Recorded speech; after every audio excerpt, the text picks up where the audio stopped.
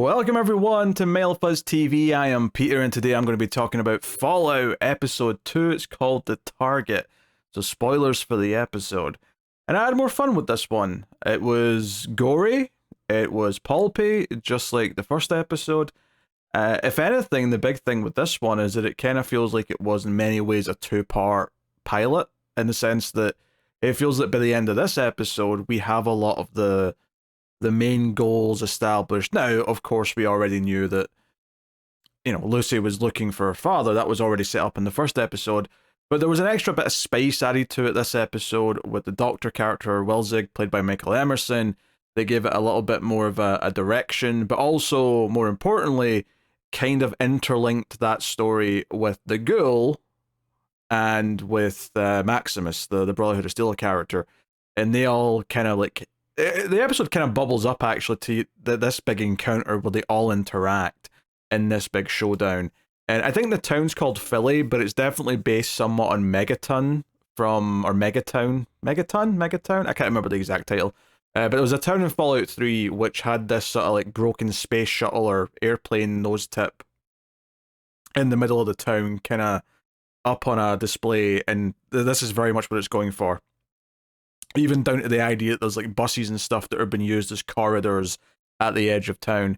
The only thing being in the game, that town was like multi-leveled and it was like a lot more layered. I get why that would have been a nightmare to create that set. So this one's a little bit more on one ground, but still super cool to see that. And as far as other aesthetic things from the game go, it was nice to see is all of the computer displays having the kind of the green color scheme. Even though when I played Fallout 3, because you could change it in the menu what color the displays were, I think I changed all of mine to be like blue, from what I recall. But still, it felt very nice and authentic that not only do we see those computer screens, that by the end of the episode, Lucy gets coordinates on her Pip-Boy, and it's very much like in the game where you'd have a direction to go in your map. You'd get a marker on your map, on your Pip-Boy, and that's where you'd be going. That's how you know where to go.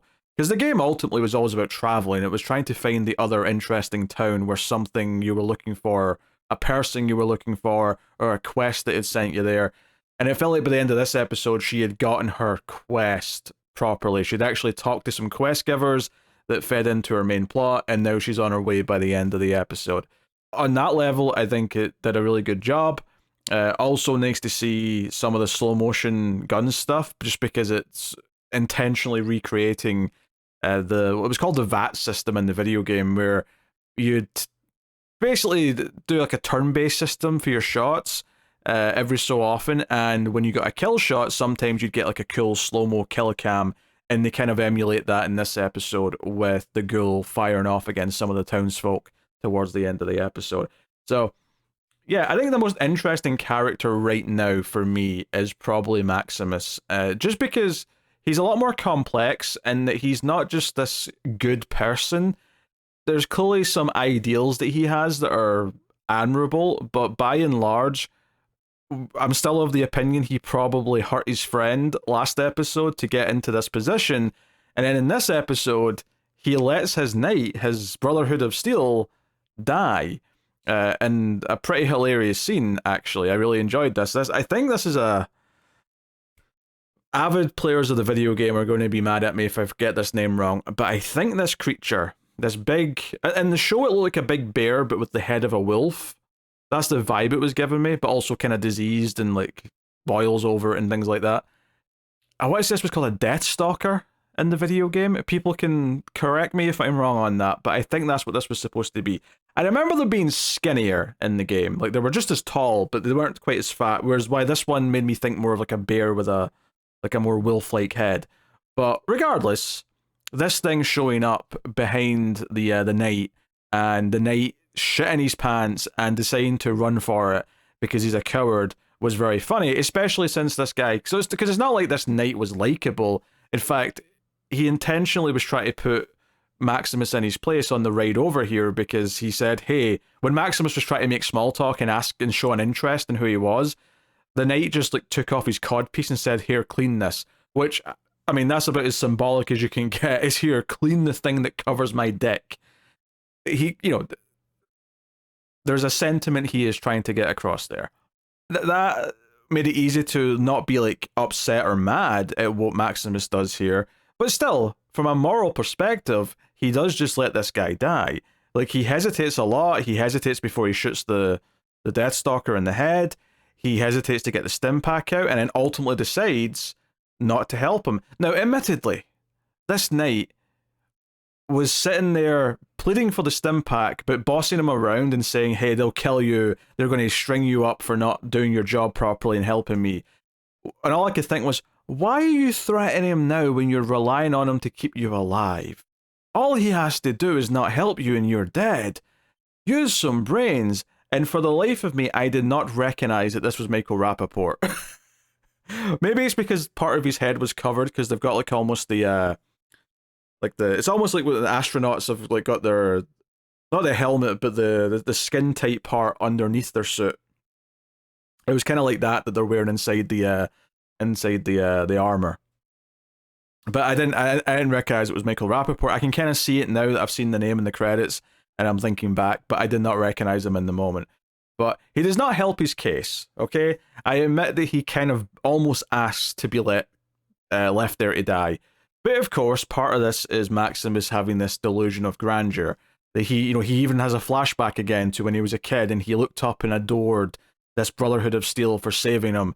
And now he thinks he is worthy of having that armor on. And that's what we see in his following scenes. We see him, first of all, he's having fun, just running around in the outfit and like knocking down parts of buildings and kicking things miles away. But then he comes across these two guys in a fight. One guy's attacking the other, and he steps in, grabs the guy that's attacking, and tells the other guy to wait. And you can tell when it goes into the Iron Man camera, to see his face inside the helmet, you can see he's really enjoying being able to be the powerful one in the scene. He's enjoying the fact that for all of his life, he has been picked upon, he has been bullied, and now he's been handed something that makes him feel invincible, this armor. And he's enjoying feeling like he's the hero in the scene. Now, the downside to this, of course, is that inevitably, when he's faced with a real challenge where he actually has to be brave and has to be a hero, and it's not just the suit doing it for him, and it's not just this illusion of power, then that will be when he's really tested, and maybe he won't like what he finds out about himself. Maybe he won't like how he reacts to that. That said, though, this scene is pretty funny. So as well as doing that good character work for him and noticing how much he's enjoying this, and this plays out throughout the episode. Like later on, he seems to really like the idea that he saved the pretty girl when he saves Lucy. He's smiling under the armor that he saved her, and she's smiling back at him like she's almost having the experience that he did as a kid, where she's looking up in adoration. Everyone else she's encountered up on the surface by that point in the episode has been weird or creepy or confrontational or dangerous or scary, and here this Brotherhood of Steel jumps in as a superhero and saying, no, you will not do wrong, wrongdoer, I will stop you and uphold the good. And to her, that is like something she appreciates because she's been raised on a meritocracy, as it's pointed out in the vaults, and she sees something in this, and it's almost like she's looking at him like young Maximus looked up to the Brotherhood of Steel in the flashback. But likewise, he's enjoying being that for her. That's giving him a kick. That's giving him like this sense of, I don't know, like this ego, I guess. Like, there's definitely some interesting things going on there character-wise.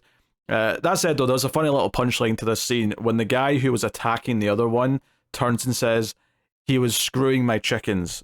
Although he didn't say screwing, of course. But I thought that was quite funny. Not so much the line. The line "he was screwing my chickens" was fine, whatever, mildly amusing. What actually made it funny to me was the reaction of Maximus under the helmet, where he just kind of gave this face like, maybe the thing I stepped in and stopped there wasn't this big disaster. I don't feel quite as heroic as I did a minute ago, now that I find out this was a dispute over someone molesting a chicken. But, good scene. Good scene. Meanwhile, Lucy interacts with a few different people. She interacts with a guy at a house who basically offers for her to move in and be his wife, and she has to politely decline. He also drinks most of her water, or all of her water even. She's learning that being nice and naive isn't really paying off out here. But she also has a creepy encounter with Michael Emerson, with the scientist, who the opening of the episode gives us a little bit of backstory for him, where he's this scientist at the Enclave. He secretly raises this dog, who's like a test dog, and hides him behind a wall. And then one day he's caught. And there's some more stuff going on here as well, don't get me wrong. He injects something into his neck that's blinking, that seemingly is probably what people want from him. This might be the important thing, especially since at the end of the episode he says to Lucy, "Take my head. You don't have to carry my whole body," which would make me think it's the thing that he put in his neck that's the thing. Or maybe he's just expecting them to hook his head up to some sort of like technology so he can talk to them via computer or something. After all, as the quirky Fallout universe, that could totally be what they're going to do. We do get to see a turret though, which again is straight from the game, is the turret popping out. Although it did occur to me that this turret's aim was like bullets were hitting everywhere but him and the dog. It was shockingly missing, I will say. But he has a bit of a creepy encounter with Lucy where he tells her to go back home, that she's not built to survive up here. And that's it. He also is at the cave that leads to the Deathstalker, which is where the Maximus and stuff takes place soon after. So, you know, you can tell they're all in roughly the same area. We see them all at beach areas. We see them all at this cave. You know, there's a lot of interlinking locations between different character scenes in this episode. So it's not that unbelievable they all end up in this same town at the end of the episode. I mean, are we ready to talk about that? I think we are. I think we are ready to talk about that scene. Lucy goes to the town, and, you know, it's a great set. It looks cool. She's basically told again to go home, although in a much more nasty manner by the pawn shop owner, who is kind of curious about her being a vault dweller at first, thinking they were all dead. But as soon as Lucy mentions she's looking for, I want to say Melgrave is the name of the woman. Forgive me if I'm getting that slightly wrong, but she's not in the credits, so I can't check it. She immediately closes her book and says, "Nope, get out of here, F off, we all hate you up here." It does do a little bit of world building, this conversation, in the sense that it tells us that, okay, the people who went into the vaults were the rich people back in the day, and the people who were left outside up top don't really see them as friends. They don't see them as this savior that they themselves seem to think they are. I mean, that was the whole speech last episode when her father was talking to the vault, right? He was like, "Hey, like the next generation can go up and recolonize and save America," and this woman here is like, "When were you planning on saving us exactly? We're up here living. Like, when's that happening?" So, you know, it really gave a nice idea of like her naivety versus what the people up here actually think of the people in the vaults. Now, I'm sure part of the story, well, she is going to probably break down a little bit and lose a bit of that naive and optimism that she has. I think fundamentally that her influence will probably have a positive impact on some characters up top, and that's something we can maybe explore as the season goes on.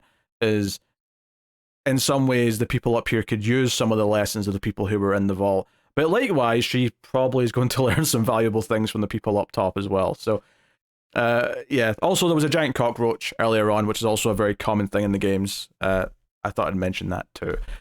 Yeah, it's a big standoff. Basically, the ghoul's waiting outside, and it answers the question I had at the end of the last episode, which is, what is he going to do now? And indeed, he does want to hunt this bounty. He does care about getting paid. And they are using bottle caps for their currency. They mentioned that in this scene as well. But yeah, we get this great scene where he wants the doctor, he's coming up, and the old woman, the pawn shop owner's like, "No, I've been paid to give him passage to someone, to a client." And he starts firing. In fact, he fires immediately at the foot of the doctor, of Michael Emerson, and his foot just explodes. It's kind of beautiful. However, you forget about that quite quickly, because there's a great moment, like a couple of shots later, where the ghoul shoots through one guy and it blows up the guy's head behind him. And it's all in slow motion. It's pretty beautiful. A lot of this is really entertaining. It really felt like a big, like, you know, of this episode in particular, but even if you take the first two episodes as a pair together, it's like there's been a lot of build up, and we got some action in the first episode, but this felt like, oh no, this is straight up Fallout action. Like, we got a lot of like quirky fighting in the last one, and that was entertaining. But this is like more, oh no, this is what an actual shootout in the video game felt like. So that was very cool to see, and I wasn't necessarily expecting it either. I almost feel like I've went into this show with no expectations of how much it's actually going to take from the games, and I'm very surprised constantly by how much it is actually taking. And it's very interesting from my perspective because, while I've got a little bit of nostalgia for playing Fallout 3, I don't really care that much about Fallout as a franchise. That really, like, it's not a video game franchise I care about that much, and I don't even think I could stomach the idea of playing any more of 4. I found it quite boring. I still like seeing all this respect paid to it. It makes it feel like a proper adaptation, but of course, I don't have to play it like I do the game, and I find the game's a little bit boring. So, this is the best of both worlds. I'm sure people who like the games are getting a lot out of this as well. But for me, it's got all the benefits and the quirky attitude of the games without all the, walking around. I will say the one visual thing that is very different from the games actually is the look of the wasteland. And maybe it's just because we're near the water so far in this episode, or this show, these 2 episodes, is that there's a lot more beach and sand, and even like foliage compared to what if you look at Fallout 3 or 4, you see a lot of like grey and a lot of rocks and a lot of sort of radiated looking ground, and maybe part of it's just like the realities of shooting in real places, and you can't really get that necessarily. Maybe they didn't want to put a filter on the screen so it looked kind of dull and ugly the whole time, and they wanted it to be vibrant. But regardless, that is the one key visual difference that sticks out to me. But otherwise, very authentic from everything I remember playing. And I played a good 30, 40 hours of Fallout 3. It wasn't like I'd only dabbled in it. Yeah, this big standoff is going well, and ultimately, Lucy takes the opportunity during the chaos, because the old woman gets shot in the leg at one point as well. Lucy runs in and looks at the journal to see what Mulgrave got or where she went or whatever, and she kind of hears all the screaming outside, and it's been established that and this came from Michael Emerson talking about how you believe in doing the right thing and you pride yourself in doing the right thing. That's what you're taught inside the vault. And we see her looking at all these different weapons that are up in the wall, and it's almost a bit of a cock tease because she doesn't actually take any of them, but you think, oh, she's going to take that big massive cannon looking thing, and she doesn't. But the fact that they made a point of showing it means that by the end of this season, she is firing a weapon that big, if not that exact weapon. I promise you, mark my words, it's happening. But she stands up against the ghoul and is very civil about it, and justifies that because he's been the aggressive one, he's likely the one that needs to be stopped, and gives him a fair warning. Of course, the sedative, or whatever in the trank dart, doesn't work because he's undead and a mutant. So he's about to shoot her, and it's just this moment exactly where Maximus shows up in the power armor like a goddamn superhero. And we get a lot of stuff here with them fighting, where Walton Goggins is ducking and diving, he's getting punched through stairs, Maximus is using the jetpack capabilities of the iron suit to fly around a little bit. Ultimately, he's very proud every time he looks over at Lucy, because they have like a little moment where the mask pops up where he gets to see her and she sees him, and she's kind of in awe of him being this kind of hero character. And it does kind of speak to this idea of like her almost being coddled in this, not that she's a child, but in some ways she's not had to face the harsh realities of the world, so the idea of a superhero appeals to her in the same way that to a kid up here the idea of a superhero in an iron suit or a steel suit appealed to them. I can see why those parallels are absolutely there, and I'm very curious to see where they go with this, and if by the end of the season she's going to have that illusion broken. I imagine she probably is, because I mean, hell, Maximus has had that illusion broken for him kind of repeatedly over these 2 episodes about like what it actually is to be in the Brotherhood of Steel. They're not actually just these heroes, at least some of them are just assholes. So very interesting to watch how that progresses. But eventually Walton Goggins, like after he gets his foot stuck, he cuts Maximus's like one of the pipes or whatever that's going into the helmet, and it makes him malfunction. He ends up sort of like, he's like a jetpack that's out of control, and he's sort of like darting around. Walton Goggins hooks him onto like onto the cockpit that's kind of floating in the middle of I shouldn't say floating, it's hanging in the middle of the town, and he ends up kind of like darting around all kind of comically. It's very entertaining. It's funny. This entire scene is good. Walton Goggins, the ghoul, has a lot of screen presence. He feels like a star in this sequence. He feels like a movie star, which is nice to see because he's a great actor who I've seen in a number of things, but he's never quite had that spotlight, I would say. So it's really nice to see him get to be a badass for a change. I'm so used to him being the dick, because he's great in The Shield, but he's the squirmy asshole character. Even in the Tarantino movies he's in, he tends to be the racist character. I suppose he's a little bit different in The Righteous Gemstones, but even then, I feel like here he gets to be more the badass, and I don't know if he's quite had that opportunity. Maybe he has in something I've not seen, but it's just nice to see him in this role. So really cool, and it really all felt like a western, which I guess in a lot of ways, a lot of post-apocalyptic stories should kind of feel like westerns because they're kind of like they're just not the old west or the new west. the post-west, I suppose you might say. So I really got a lot of those vibes, but it lets them be sillier with it and be more bombastic and all the rest of it. So the big thing though is that they get the kid inside, or the kid. Michael Emerson's like 60 something years old, and I just referred to him as the kid. No, the scientist. They get the scientist back inside the pawn shop, and the woman puts on like a thing to drain a bunch of the blood and gives him like a metal foot. And it's like, shit, you can't make this trip. And he's like, yes, I can. He's like, no, you can't. And then the idea is to have Lucy take him. And the woman's not happy about this because she thinks she's hopeless because she's from the vault. But it's like, hey, you need to take him to the client. And she's like, I can't do that. I just want to find my dad. And then she reveals the client is Melgrave. And you probably won't even get close to her unless you have something she wants. So if you have the doctor, who she does want, why, we don't know yet, but that'll be something to find out, then that'll give you a bargaining chip, and you've got the better chance you have. I'm giving you the best possible chance you'd have. Along with some coordinates and your Pip-Boy, off you go. But of course, Emerson can't make the journey. The scientist can't make the journey, and says, look, I can't go. I've already taken this cyanide, or whatever it is, which they kind of teased, actually. This is a good bit of foreshadowing.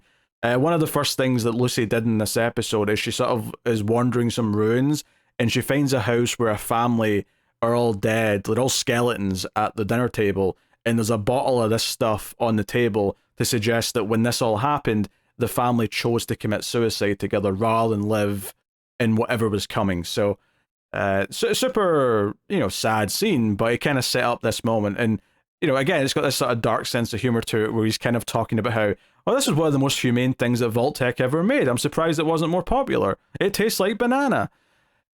But he whips out this like mini chainsaw thing. It's like a sword with like a chain around it that, works like a chainsaw, and says, hey, just take my head. That's all you need. And you know what? I trust you because you're from the vault and you believe in doing good. But if you're going to survive up here, you have to start to adapt. And that's his sort of final word of advice.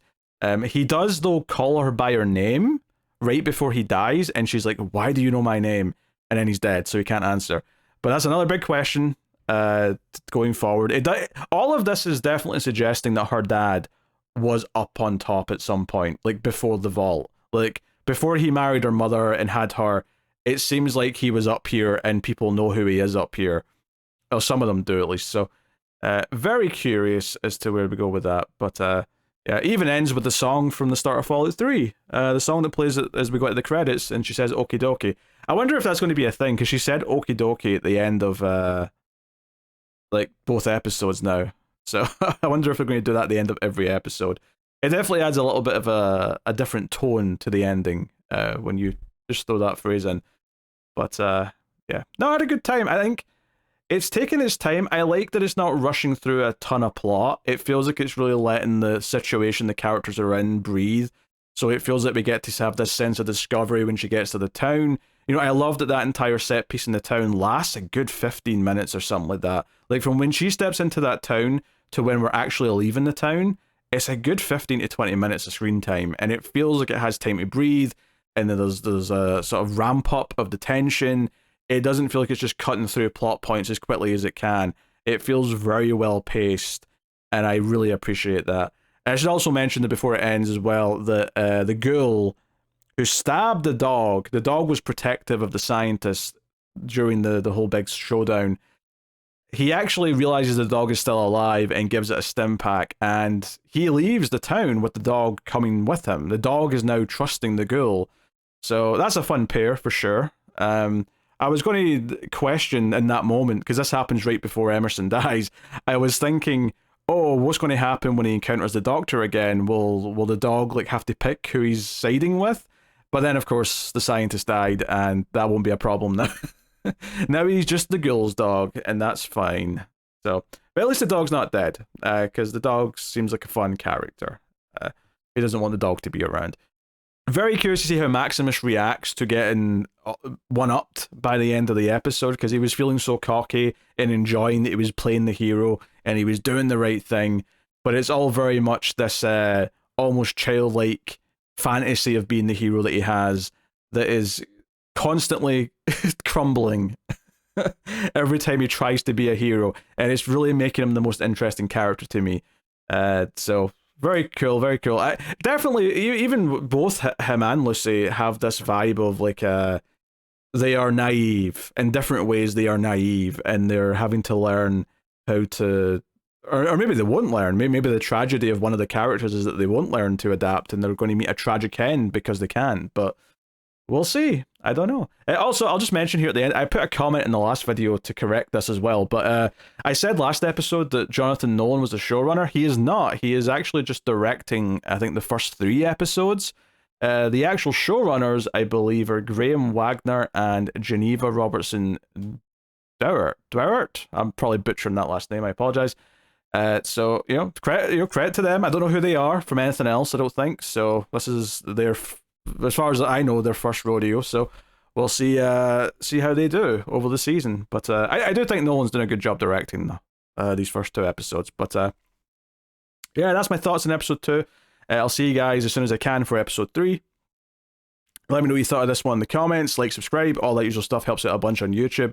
And of course, you can support all the content over at patreon.com/MailFuzzTV and get some bonuses for your trouble. But thank you once again. I'll see you next time. Keep watching TV. Have you got any vanilla?